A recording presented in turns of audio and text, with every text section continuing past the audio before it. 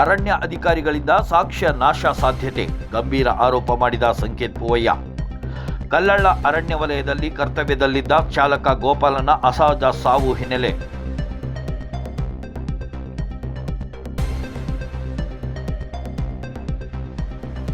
ಅಪಘಾತ ಪ್ರಕರಣವನ್ನೇ ಮುಚ್ಚಿ ಹಾಕುವ ಹುನ್ನಾರ ನಡೆಯುತ್ತಿದೆ. ಆರೋಪ ಹೊತ್ತಿರುವ ಅಧಿಕಾರಿಗಳನ್ನು ತಕ್ಷಣ ಅಮಾನತು ಮಾಡುವಂತೆ ಒತ್ತಾಯಿಸಿದ ಸಂಕೇತ್ ಪೂವಯ್ಯ. ವನ್ಯಜೀವಿಗಳ ರಾಜ್ಯ ದಿನಗೂಲಿ ನೌಕರರ ಸಂಘದ ರಾಜ್ಯಾಧ್ಯಕ್ಷರಾಗಿರುವ ಸಂಕೇತ್ ಪೂವಯ್ಯ. ಮೃತಪಟ್ಟ ಚಾಲಕ ಗೋಪಾಲ್ ಕುಟುಂಬಕ್ಕೆ ಪರಿಹಾರ ನೀಡಲು ಅಗತ್ಯ ಕ್ರಮ ಕೈಗೊಳ್ಳಬೇಕೆಂದ ಎಎಂ ನಾಗರಾಜ್. ರಾಜ್ಯ ದಿನಗೂಲಿ ನೌಕರರ ಸಂಘದ ಗೌರವ ಅಧ್ಯಕ್ಷರಾಗಿರುವ ಎಎಂ ನಾಗರಾಜ್.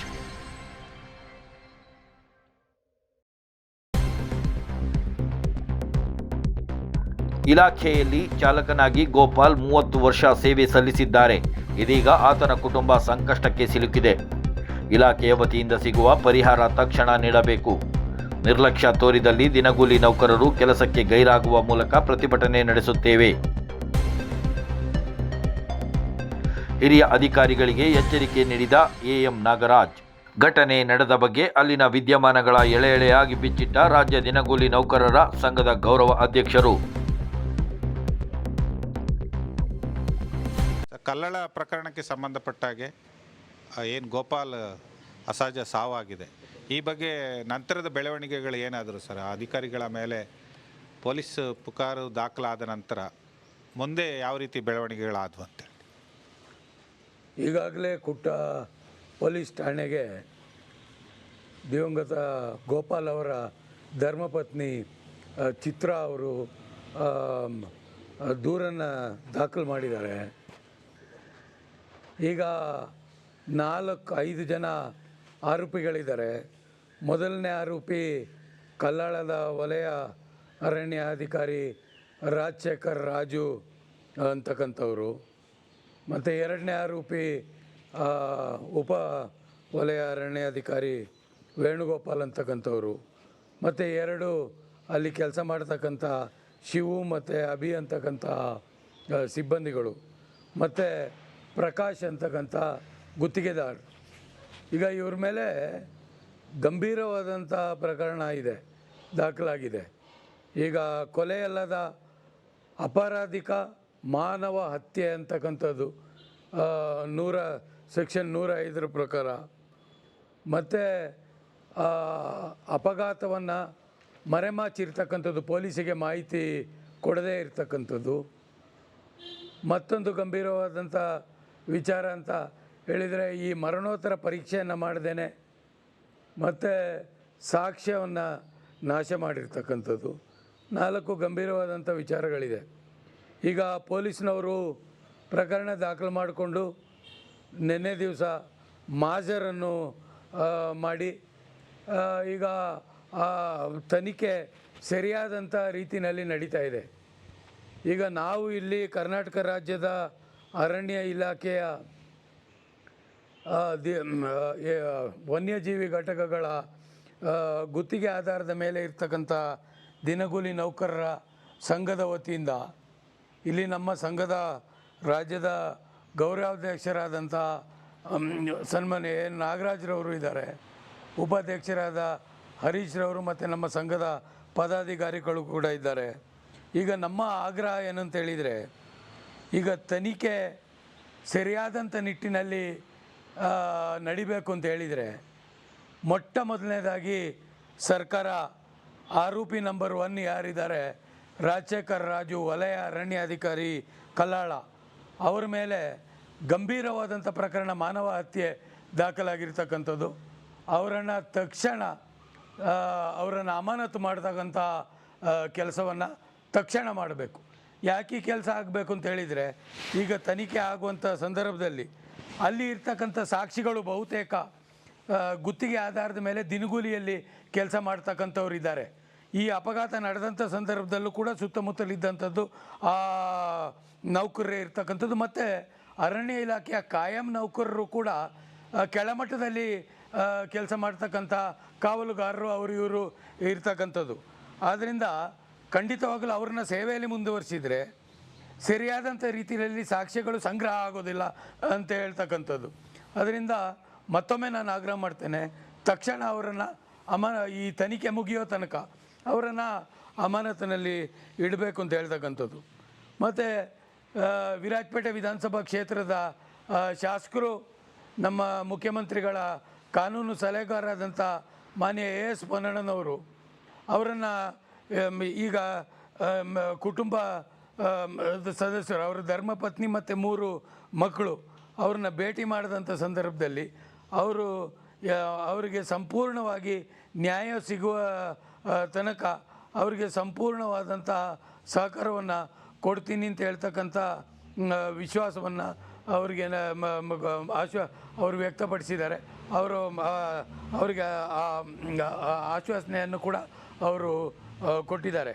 ಈಗ ಅತಿ ಮುಖ್ಯವಾದಂಥ ವಿಚಾರ ಏನಂತ ಹೇಳಿದರೆ, ಈಗ ಮುಂದಿನ ದಿನಗಳಲ್ಲಿ ಇಂತಹ ವಿಚಾರಗಳು ಸಂಭವಿಸಬಾರದು ಅಂತಕ್ಕಂಥ ನಿಟ್ಟಿನಲ್ಲಿ ತಕ್ಷಣ ಅರಣ್ಯ ಇಲಾಖೆ, ಅದು ಪ್ರಧಾನ ಮುಖ್ಯ ಅರಣ್ಯ ಸಂರಕ್ಷಣಾಧಿಕಾರಿಗಳಿರ್ಬೋದು ಅಥವಾ ವನ್ಯಜೀವಿ ವಲಯದ ಮುಖ್ಯ ಸಂರಕ್ಷಣಾಧಿಕಾರಿಗಳಿರ್ಬೋದು, ಅರಣ್ಯ ಮಂತ್ರಿಗಳು ಮತ್ತು ಸರ್ಕಾರ ನಮ್ಮ ಏನು ಸಮಸ್ಯೆಗಳಿದೆ ಮತ್ತು ನಮ್ಮ ಏನು ಬೇಡಿಕೆಗಳಿದೆ ಇದನ್ನು ಗಂಭೀರವಾಗಿ ಪರಿಗಣಿಸಬೇಕು ಅಂತ ಹೇಳ್ತಕ್ಕಂಥ ಮನವಿಯನ್ನು ನಾನು ಮಾಡ್ತೇನೆ. ರಾಜ್ಯದ ಗೌರವ ಅಧ್ಯಕ್ಷರಾಗಿ ತಾವು ಇದ್ರ ಬಗ್ಗೆ ಏನು ಸ್ಪಷ್ಟೀಕರಣ ಕೊಡೋಕ್ಕೆ ಇಷ್ಟಪಡ್ತೀನಿ? ಈಗಾಗಲೇ ಗೋಪಾಲ ಅಂತ ಏನು ಹೊರಗುತ್ತಿಗೆ ನೌಕರ ಇಲಾಖೆಯಲ್ಲಿ ದೀರ್ಘಕಾಲ ಸೇವೆ ಸಲ್ಲಿಸಿ ಆಕಸ್ಮಿಕವಾದಂಥ ಒಂದು ಅವಘಡಕ್ಕೆ ಒಳಗಾಗಿ ನಿಧನ ಆಗಿದ್ದಾನೆ. ಸದರಿ ನೌಕರ ಇಲಾಖೆಯಲ್ಲಿ ಕೆಲಸ ಮಾಡ್ತಾಯಿದ್ದು ನಿಧನ ಆಗಿದ್ದರೂ ಕೂಡ ನಮ್ಮ ಸಂಘಟನೆಗಾಗಲಿ ಅಥವಾ ಯಾವುದೇ ಮಾಧ್ಯಮಗಳಲ್ಲಿ ಇದು ವರದಿ ಆಗಲಿಲ್ಲ. ಇದನ್ನು ಗೌಪ್ಯವಾಗಿ ಇಡಲಾಗಿತ್ತು. ಇಂಥ ಸಂದರ್ಭದಲ್ಲಿ ನಮ್ಮ ಸಂಘದ ರಾಜ್ಯಾಧ್ಯಕ್ಷರಾದಂಥ ಶ್ರೀಯುತ ಸಂಕೇತ್ ಪೋಯನವರು ಈ ವಿಚಾರವನ್ನು ಗಂಭೀರವಾಗಿ ತಗೊಂಡು ಸದರಿ ಪ್ರಕರಣದ ಬಗ್ಗೆ ಸಂಪೂರ್ಣ ಮಾಹಿತಿಯನ್ನು ಸಂತ್ರಸ್ತರ ಕುಟುಂಬಗಳ ಅವರ ಧರ್ಮಪತ್ನಿ ಹಾಗೂ ಮಕ್ಕಳನ್ನು ಭೇಟಿ ಮಾಡಿ ಅವರ ಕುಟುಂಬಕ್ಕೆ ಭೇಟಿ ಕೊಟ್ಟು ಎಲ್ಲವನ್ನು ಕೂಡ ಸಂಗ್ರಹ ಮಾಡಿದಾಗ ಅವ್ರಿಗೆ ಹಲವಾರು ಏನು ಗೋಚರವಾದಂಥ ವಿಚಾರಗಳು ಏನಪ್ಪ ಅಂತಂದರೆ, ಇಲಾಖೆಯ ಒಂದು ನಿರ್ಲಕ್ಷ್ಯತನ, ಬೇಜವಾಬ್ದಾರಿ, ಕರ್ತವ್ಯ ಲೋಪ ಇವೆಲ್ಲವೂ ಕೂಡ ಎದ್ದು ಕಾಣಿಸ್ತಾ ಇದ್ದಾವೆ. ಈಗಾಗಲೇ ಅಧ್ಯಕ್ಷರು ಹಲವಾರು ವಿಚಾರಗಳನ್ನು ಈಗಾಗಲೇ ಮುಂದಿಟ್ಟು ಪೊಲೀಸ್ ಠಾಣೆಯಲ್ಲಿ, ಕುಟ್ಟ ಪೊಲೀಸ್ ಠಾಣೆಯಲ್ಲಿ ಪ್ರಕರಣವನ್ನು ದಾಖಲು ಮಾಡಿದ್ದಾರೆ. ನೋಡಿ, ಇಲ್ಲಿ ಒಂದು ಮಾಹಿತಿಯನ್ನು ನಿಮಗೆ ಹೇಳಬೇಕಾಗತ್ತೆ. ಇವತ್ತೇನಾದರೂ ಮಾನವ ಸಂಕುಲ, ವನ್ಯಜೀವಿ ಸಂಕುಲ, ನದಿ, ಹಳ್ಳ ಕೊಳ್ಳ ಇವೆಲ್ಲ ಏನು ಉಳ್ಕೊಂಡಿದ್ದಾವೆ ಇದೆಲ್ಲ ಒಂದು ಈ ಪವಿತ್ರವಾದ ಅರಣ್ಯ ಸಂಪತ್ತಿನಿಂದ, ಈ ಮನುಕುಲದ ಏಳಿಗೆಗಾಗಿ ಅತಿ ಮುಖ್ಯವಾಗಿ ಬೇಕಾಗಿದ್ದೇ ಅರಣ್ಯ ಸಂಪತ್ತು.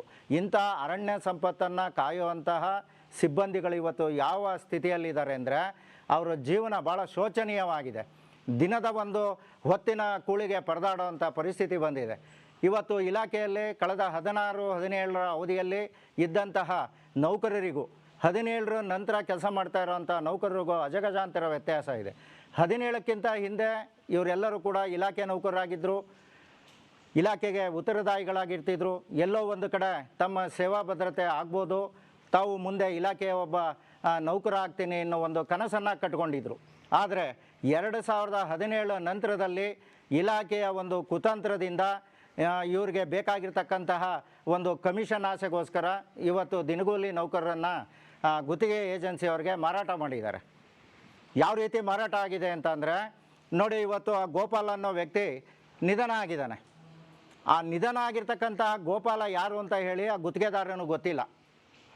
ಗುತ್ತಿಗೆದಾರನಿಗೆ ವಿಚಾರ ಕೇಳಿದ್ರೆ ಇದು ನಮ್ಗೆ ಜವಾಬ್ದಾರಿ ಇಲ್ಲ, ಇದು ಇಲಾಖೆಯವ್ರ ಜವಾಬ್ದಾರಿ ಅಂತ ಹೇಳುತ್ತೆ.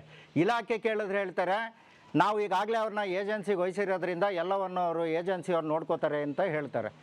ನೋಡಿ, ಈ ಇಲಾಖೆಯಲ್ಲಿ ನೌಕರರ ಶೋಷಣೆ ಹೇಗಾಗ್ತಾ ಇದೆ ಅಂತ ಅಂದರೆ, ಆಟಕ್ಕುಂಟು ಲೆಕ್ಕಕ್ಕಿಲ್ಲ.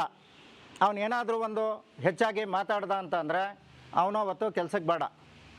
ಇವ್ರು ಹೇಳ್ದಂಗೆ ಗುಲಾಮ್ಗಿರಿ ಕೆಲಸವನ್ನು ಮಾಡಿದಂಥವ್ರು ಇಲ್ಲಿ ಉಳಗಾಲ ಇದೆ. ಮತ್ತೊಂದು ವಿಚಾರ ಏನು ಅಂತ ಅಂದರೆ, ಈ ಮಾನವ ಸಂಪನ್ಮೂಲ ಏಜೆನ್ಸಿಗಳು ಏನಿವತ್ತು ಇಲಾಖೆಗೆ ಎಂಟ್ರಿ ಕೊಟ್ಟಿದ್ದಾರೆ, ಇವರು ಯಾರು ಕೂಡ ಇಲಾಖೆಯ ನೌಕರರ ಯೋಗಕ್ಷೇಮ ಆಗಲಿ ಅವರ ಸೇವಾ ಭದ್ರತೆಗಾಗಲಿ ಅವರು ವಾರಸುದಾರರಲ್ಲ. ಯಾಕೆ ಅಂತಂದರೆ ಅವ್ರು ಬಂದಿರೋದೇ ಕಮಿಷನ್ಗೋಸ್ಕರ. ಇವತ್ತು ನೌಕರಿಗೆ ಸಿಗಬೇಕಾಗಿರ್ತಕ್ಕಂಥ ವಿಮಾ ಸೌಲಭ್ಯಗಳು ನೋಡಿ, ಈಗ ಕೊಡಗು ಸರ್ಕಲಲ್ಲಿ ಈಗಾಗಲೇ ಜೂನ್ ತಿಂಗಳಾಗಿದೆ, ಅದು ಒತ್ತಡಕ್ಕೋಸ್ಕರ ಅಧ್ಯಕ್ಷರ ಒಂದು ಬೈಕ್ಗೋಸ್ಕರ 1 ತಿಂಗಳು ಸಂಬಳ ಹಾಕಿದ್ದಾರೆ. ಮೇ ತಿಂಗಳು ಸಂಬಳ ಆಗಲಿಲ್ಲ, ಜೂನಿಗಾಗಲೇ 15-20ನೇ ತಾರೀಕು ಬರ್ತಾ ಇದೆ.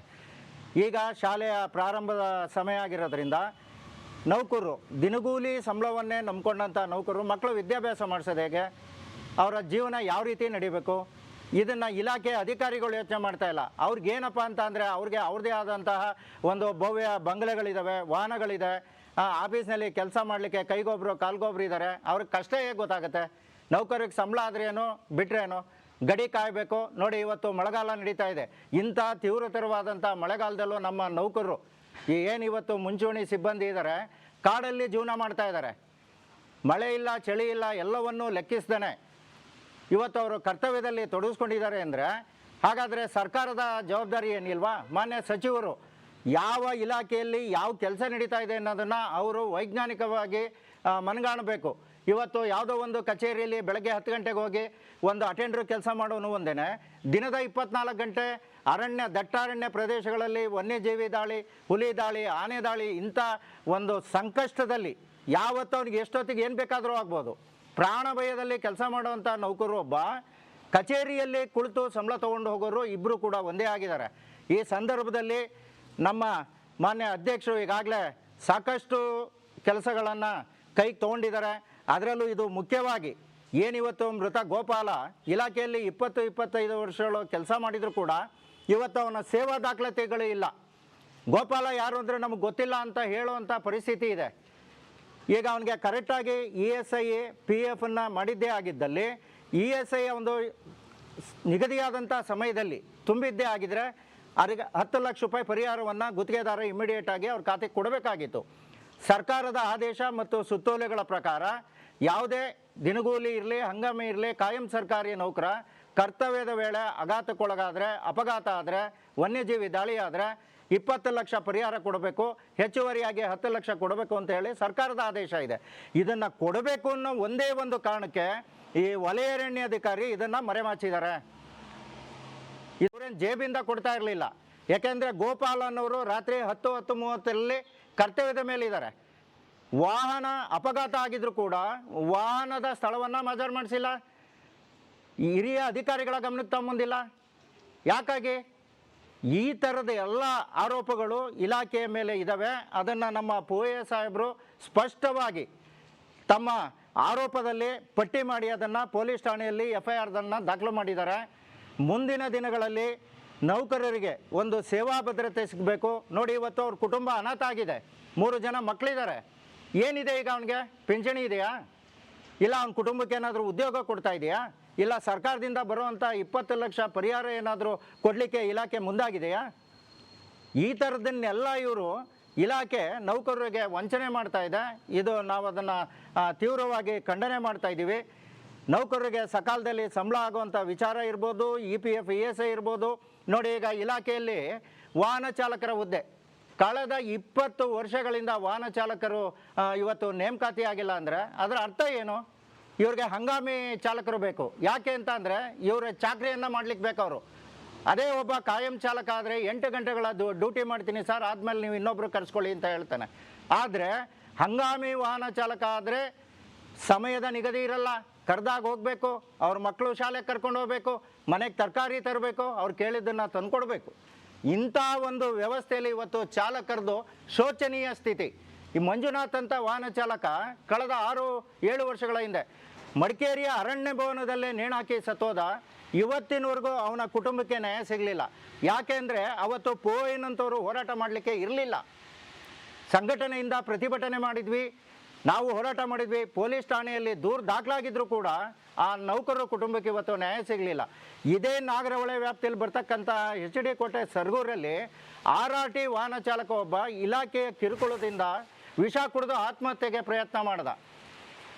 ಅವತ್ತು ಮಡಿಕೇರಿಯಲ್ಲಿದ್ದಂತಹ ಉಪಾರಣ್ಯ ಸಂರಕ್ಷಣಾಧಿಕಾರಿಗಳು ಆ ಸಾಯ್ತಾ ಇದ್ದಂಥ ನೌಕರರನ್ನು ಮೈಸೂರು KR ಹಾಸ್ಪಿಟ್ಲಿಗೆ ಕರ್ಕೊಂಡು ಹೋದಂಥ ಸಂದರ್ಭದಲ್ಲಿ ಈ ಮಾಹಿತಿಯನ್ನು ನಾನು ತಿಳಿದು ಸಂಬಂಧಪಟ್ಟಂಥ ಉಪಾರಣ್ಯ ಸಂರಕ್ಷಣಾಧಿಕಾರಿಗೆ ಫೋನ್ ಮಾಡಿದಾಗ ಅವ್ರು ಹೇಳ್ತಾರೆ RRTವರೆಗೂ ನಮಗೂ ಸಂಬಂಧ ಇಲ್ಲ, ಒಂದು ವೇಳೆ ಅವನು ವಿಷ ಕುಡಿದಿದ್ರೆ ನಮ್ಮ ಗಮನಕ್ಕೆ ತರಬೇಕಾಯಿತು, ಹಾಸ್ಪಿಟ್ಲಿಗೆ ಹಾಕೋದ ಅಂತ ಅನ್ನೋ ಮಾಹಿತಿಯನ್ನು ಹೇಳ್ತಾರೆ.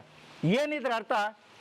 ಒಬ್ಬ ಜವಾಬ್ದಾರಿಯುತ ಅಧಿಕಾರಿಗಳು ಸಾಯ್ತಾ ಇರ್ತಕ್ಕಂಥ ಒಬ್ಬ ನೌಕರನಿಗೆ ಪ್ರಥಮ ಚಿಕಿತ್ಸೆ ಕೊಡಿಸಿದ್ದೇ ತಪ್ಪು ಅನ್ನೋದಾದರೆ ಇವತ್ತು ಕೂಡ ಆ ನೌಕರನು ಕೂಡ ಅವನು ಸಪೋರ್ಟ್ ಮಾಡಿದಂಥ ನೌಕರರು 6 ಜನ ಕೆಲಸ ಕಳ್ಕೊಂಡಿದ್ದಾರೆ, ಇವತ್ತಿನವರೆಗೂ ವಾಪಸ್ ಬರಲಿಲ್ಲ RRT ಹುಡುಗರು. ಆ ವಿಷ ಕುಡಿದಂಥ ನೌಕರನಿಗೆ ಇವರು ಬೇರೆ ರೀತಿಯ ಆಮಿಷಗಳನ್ನು ತೋರಿಸಿ ಅವನೊಬ್ಬನಿಗೆ ಮಾತ್ರ ಕೆಲಸ ಕೊಟ್ಟಿದ್ದಾರೆ. ಇದು ನಾನು ಕೇವಲ ನಾಗರಹೊಳೆ ಅಥವಾ ಮಡಿಕೇರಿಯಲ್ಲಿ ಆದಂಥ ಪ್ರಕರಣವನ್ನು ಉದಾಹರಣೆಯಾಗಿ ಇಟ್ಕೊಂಡಿದ್ದೀನಿ. ಅದರ ಸಾಲಿನಲ್ಲಿ ಇವತ್ತು ಗೋಪಾಲ ಸೇರಿದ್ದಾರೆ. ಗೋಪಾಲ ಯಾರು? ಇಲಾಖೆಯಲ್ಲಿ ಒಬ್ಬ ವಾಹನ ಚಾಲಕಾಗಿ 20-25 ವರ್ಷ ಕೆಲಸ ಮಾಡಿದಂಥ ನೌಕರನಿಗೆ ಇವತ್ತು ಇವರು ಪರಿಹಾರ ಕೊಡುವಂಥ ವಿಚಾರದಲ್ಲಿ ಈ ಸಾವನ್ನೇ ಮರೆಮಾಚಿದ್ದಾರೆ. ಅಧ್ಯಕ್ಷರು ಹೇಳಿದಾಗೆ ಇದು ಕೊಲೆ ಅಲ್ಲದ ಸಾವು, ಇದು ನೇರವಾಗಿ ಅಧಿಕಾರಿ ಕೊಲೆ ಮಾಡಿಲ್ಲ, ಆದರೂ ಕೂಡ ಪರೋಕ್ಷವಾಗಿ ಇದನ್ನು ಕೊಲೆ ಅಂತಲೇ ಪರಿಗಣಿಸಬೇಕಾಗತ್ತೆ. ಹಾಗಾಗಿ ನಾವು ಸಂಘಟನೆಯ ವತಿಯಿಂದ ಮಾನ್ಯ ಅಧ್ಯಕ್ಷರ ಸೂಚನೆ ಮೇರೆ ಮುಂದಿನ ದಿನ ಯಾವ ಹಂತಕ್ಕೆ ಹೋರಾಟವನ್ನು ತಗೊಂಡೋಗಬೇಕು, ಈಗ ಮಾನ್ಯ ಪ್ರಧಾನ ಮುಖ್ಯ ಅರಣ್ಯ ಸಂರಕ್ಷಣಾಧಿಕಾರಿಗಳು ವನ್ಯಜೀವಿ ಪರಿಪಾಲಕರಿದ್ದಾರೆ, ಅವ್ರಿಗೆ ಹಾಗಾದರೆ ವಿಚಾರ ಹೋಗಲೇ ಇಲ್ವ? ಇದು ಕನ್ಸರ್ವೇಟ್ರು ನಮ್ಮ ನಿರ್ದೇಶಕರು ಸೀಮಾ ಮೇಡಮ್ ಅವ್ರಿಗೆ ಇದು ಮಾಹಿತಿ ಗೊತ್ತಿಲ್ವಾ? ಎಷ್ಟು ಜನ ಅಧಿಕಾರಿಗಳು ಇವತ್ತು ಹೋಗಿ ಅವ್ರ ಕುಟುಂಬನ ಭೇಟಿ ಮಾಡಿದ್ದಾವೆ? ಯಾರೋ ಒಬ್ಬ ನೌಕರ ಹೊಟ್ಟೆಪಾಡಿಗೆ ಬಂದಿದ್ದಾನೆ, ಅವನು ಸತ್ತೋದ ಅಂದರೆ ನೋಡಿ, ತಾವು ಒಂದು ವಿಚಾರ ಗಮನಿಸ್ಕೋಬೇಕು. ರಸ್ತೆ ಬದಿಯಲ್ಲಿ ಮಲಗಿರ್ತಕ್ಕಂಥ ಒಂದು ನಾಯಿ ಮೇಲೆ ಒಂದು ವಾಹನ ಹತ್ತಿಸ್ಕೊಂಡೋದ, ಅದಕ್ಕೆ ಅಪಘಾತ ಆಯಿತು ಅಂದರೆ ಪ್ರಥಮ ಚಿಕಿತ್ಸೆ ಕೊಡಿಸ್ತಾರೆ, ಅದು ಇಡೀ ರಾಜ್ಯದ ಸುದ್ದಿ ಆಗತ್ತೆ. ಒಂದು ನಾಯಿಗೂ ಕೂಡ ಕಡೆಯದಾಗಿ ನಮ್ಮ ನೌಕರನ್ನ ತಂದು ನಿಲ್ಲಿಸಿದ್ದಾರೆ ಇಲಾಖೆ ಅಂತ ಅಂದರೆ ಇದು ಭಾಳ ಬೇಸರದ ಸಂಗತಿ. ಮನುಷ್ಯನ ಜೀವಕ್ಕೆ ಇಲ್ಲಿ ಬೆಲೆನೇ ಇಲ್ಲ. ಸರ್ಕಾರದ ಮಟ್ಟದಲ್ಲಿ ಉನ್ನತ ಮಟ್ಟದಲ್ಲಿ ಇದು ತನಿಖೆ ಆಗಬೇಕು. ಇವತ್ತು ಏನು ಸಂಕೇತ್ ಪೂವೆ ಅವರು ಇದಕ್ಕೆ ಕೈ ಹಾಕಿದ್ದಾರೆ, ನೌಕರರ ಕುಟುಂಬಕ್ಕೆ ಶೀಘ್ರ ಪರಿಹಾರ ಕೊಡುವಂಥ ಕೆಲಸ ಆಗಬೇಕು. ಅವರ ಕುಟುಂಬಕ್ಕೆ ಒಂದು ಕೆಲಸವನ್ನು ಕೊಡಬೇಕು. ಯಾವುದೋ ದೊಂಬಿ ಗಲಾಟೆ ಆದರೆ ಸರ್ಕಾರ ಡಿಕ್ಲೇರ್ ಮಾಡುತ್ತೆ, ಅವ್ರ ಕುಟುಂಬಕ್ಕೂ ನಾವು ಒಂದು ಕೆಲಸ ಕೊಡ್ತಾ ಇದ್ದೀವಿ ಅಂತ. ಇಲಾಖೆಗೋಸ್ಕರ, ಅರಣ್ಯ ಸಂಪತ್ತಿಗೋಸ್ಕರ ಹಗಲು ರಾತ್ರಿ ದುಡ್ದಂಥ ನೌಕರನ ಕುಟುಂಬಕ್ಕೆ ಇವತ್ತು ಕೆಲಸ ಇಲ್ಲ ಅಂತಂದರೆ ಹೇಗೆ? ಅದಕ್ಕೆ ಈ ಸಂದರ್ಭದಲ್ಲಿ ಈಗಾಗಲೇ ನಮ್ಮ ಕೊಡಗು ಧ್ವನಿ ಚಾನಲಲ್ಲೂ ಕೂಡ ಈ ಸುದ್ದಿ ಭಾಳಷ್ಟು ಪ್ರಸಾರ ಆಗಿದೆ. ಇಡೀ ರಾಜ್ಯಾದ್ಯಂತ ನಮ್ಮ ದಿನಗೂಲಿ ನೌಕರರು ಇದನ್ನು ನೋಡಿದ್ದಾರೆ. ಅವರು ಕೂಡ ಎಲ್ಲ ಮಾಹಿತಿ ಕೇಳ್ತಾ ಇದ್ದಾರೆ. ಸರ್, ನಮ್ಮಲ್ಲೂ ಈ ಥರ ಹಲವಾರು ಘಟನೆ ಆಗಿದ್ದವು, ಬೆಳಕಿಗೆ ಬರಲಿಲ್ಲ ಅಂತ ಹೇಳ್ತಾ ಇದ್ದಾರೆ. ಅದಕ್ಕೋಸ್ಕರ ನಾವು ಈ ಸಂದರ್ಭದಲ್ಲಿ ಮಾನ್ಯ ಮಾಧ್ಯಮದವರಲ್ಲಿ ಮನವಿ ಮಾಡೋದಿಷ್ಟೇ, ನೌಕರರಿಗೆ ಏನು 17 ಹಿಂದೆ ಇವತ್ತು ದಿನಗೂಲಿ ನೌಕರರಾಗಿದ್ದರು ಇಲಾಖೆಯಲ್ಲಿ ದಿನಗೂಲಿ ನೌಕರಾಗಿರಬೇಕು, ಸೇವಾ ಭದ್ರತೆ ಸಿಗಬೇಕು. ಈ ಬಗ್ಗೆ ಈಗಾಗಲೇ ನಮ್ಮ ಮಾನ್ಯ ಸಂಕೇತ್ ಪೂವೆ ಸಾಹೇಬರು ಇದನ್ನು ನಮ್ಮ ವೀರಾಜಪೇಟೆ ಶಾಸಕರು ಮುಖ್ಯಮಂತ್ರಿಗಳ ಕಾನೂನು ಸಲಹೆಗಾರರ ಒಂದು ಸನ್ನಿಧಾನದಲ್ಲಿ ಅರಿಕೆ ಮಾಡಿದ್ದಾರೆ. ಮಾನ್ಯ ಶಾಸಕರು ಕೂಡ ಹೊರಗುತ್ತಿಗೆ ಅವೈಜ್ಞಾನಿಕತೆಯನ್ನು ನಾನು ಸರಿಪಡಿಸ್ತೀನಿ ಅನ್ನೋ ಒಂದು ಭರವಸೆಯನ್ನು ಕೊಟ್ಟಿದ್ದಾರೆ. ನಮ್ಮ ರಾಜ್ಯದ ಎಲ್ಲ ಮೂಲೆಗಳಿಂದ ನಮ್ಮ ನೌಕರರ ಮುಖಂಡರು ವೀರಾಜಪೇಟೆಗೆ ಬಂದು ಮನವಿ ಕೊಟ್ಟಿದ್ದಾರೆ. ಆ ಕೆಲಸವನ್ನು ಕೂಡ ನಮ್ಮ ಶಾಸಕರು ಭಾಳಷ್ಟು ಬೇಗ ನಾವು ಯಾವುದೇ ಒಂದು ಸಮಸ್ಯೆಯನ್ನು ಅವ್ರ ಹತ್ರ ತೊಗೊಂಡೋದಾಗ ಸ್ಪಂದನೆ ನೀಡಿದ್ದಾರೆ. ಹಾಗಾಗಿ ನಮ್ಮ ಸಮಸ್ಯೆಗಳ ಬಗ್ಗೆ ಅವರು ಈಗಾಗಲೇ ಹಲವಾರು ವಿಚಾರಗಳನ್ನು ನಮ್ಮ ಜೊತೆ ಚರ್ಚೆ ಮಾಡಿದ್ದಾರೆ. ಈ ಏನು ಅವೈಜ್ಞಾನಿಕ ಹೊರಗುತ್ತಿಗೆ ರದ್ದತಿ ವಿಚಾರದಲ್ಲಿ ಈಗಾಗಲೇ ಅಧಿಕಾರಿಗಳ ಜೊತೆ ಅವರು ಸಭೆ ಮಾಡಿದ್ದಾರೆ. ಮುಂದಿನ ದಿನಗಳಲ್ಲಿ ನಮ್ಮ ಅಧ್ಯಕ್ಷರ ಅಧ್ಯಕ್ಷತೆಯಲ್ಲಿ ಇದೊಂದು ಕೆಲಸ ಆಗುತ್ತೆ ಅನ್ನೋ ಒಂದು ಭರವಸೆ ಕೂಡ ಇದೆ. ಹಾಗಾಗಿ ನಾವು ಮನವಿ ಮಾಡ್ತಾ ಇರೋದು ಇಷ್ಟ, ಮೃತ ಗೋಪಾಲನ ಕುಟುಂಬಕ್ಕೆ ನ್ಯಾಯ ಸಿಗಬೇಕು, ಅವರ ಕುಟುಂಬಕ್ಕೆ ಒಂದು ಕೆಲಸವನ್ನು ಕೊಡಬೇಕು. ಏನೀಗ ಪ್ರಕರಣ ಮುಚ್ಚಾಕಲಿಕ್ಕೆ ಇಲಾಖೆಯ ಕೆಳ ಹಂತದ ಅಧಿಕಾರಿಗಳಿಂದ ಹಿರಿಯ ಅಧಿಕಾರಿಗಳವರಿಗೆ ಪ್ರಯತ್ನ ನಡೆದಿದೆ. ಇವರು ಎಲ್ಲರೂ ಕೂಡ ಇದು ತಪ್ಪಿತಸ್ಥರು ಅಂತ ಹೇಳಿ ಅವರೆಲ್ಲರಿಗೂ ಕೂಡ ಕ್ರಮ ಆಗಲೇಬೇಕು ಅಂತ ಹೇಳಿ ತಮ್ಮ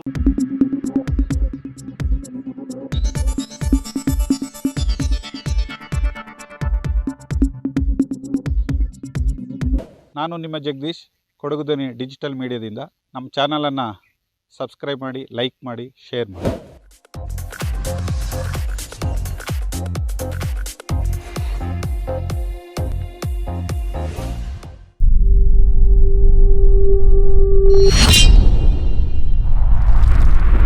ಕೊಡಗು ಧ್ವನಿ ಡಿಜಿಟಲ್ ಮೀಡಿಯಾ ಇದು ಕೊಡಗಿನ ನಂಬರ್ 1 ಯೂಟ್ಯೂಬ್ ಚಾನಲ್.